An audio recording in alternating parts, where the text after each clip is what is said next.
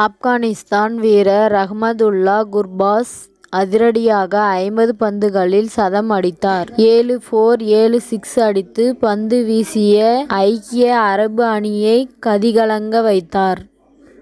ஐக்கிய அரபு அமீரகத்துக்கு சுற்றுப்பயணம் மேற்கொண்டுள்ள ஆப்கானிஸ்தான் அணி அங்கே T20 தொடரில் ஆடி வருகிறது.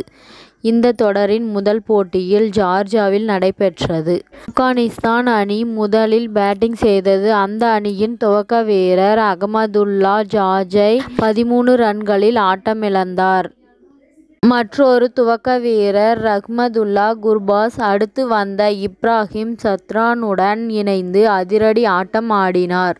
முதலில் நிதானமாக ரன் சேர்த்த இந்த ஜோடி குறிப்பிட்ட பந்துவீச்சாளர்களின் ஓவர்களில் எளிதாக பவுண்டரிகளை விளாசி ரன் ரேட்டை எகிற வைத்தது.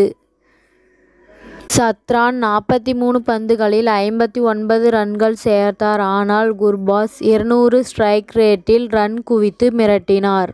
சரியாக 50 பந்துகளில் 100 ரன்களை கடந்து சதம் அடித்தார். 7 4 7 6 அடித்து இருந்தார். அவர் கூட 6 அடித்து தான் சதத்தை அடித்து இருந்தார்.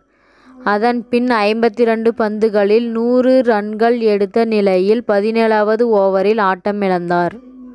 அவர் ஆடிய ஆட்டத்தால் கத்துக்குட்டி அணியான ஐக்கிய அரபு அமீரகம் கதிகலங்கியே போனது. இதில் வேடிக்கை என்னவென்றால் குர்பாஸ் ஆட்டமிழந்த பின் பேட்டிங் ஆட வந்த அஸ்மதுல்லா ஓமர் சாய் அவரை விட அதிக ஸ்ட்ரைக் ரேட்டில் ரன் குவித்ததுதான். ஓமர் சாய் 8 பந்துகளில் 19 ரன்கள் குவித்து கடைசி நேரத்தில் ஆப்கானிஸ்தான் அணி 200 ரன்களை எட்ட வைத்தார்.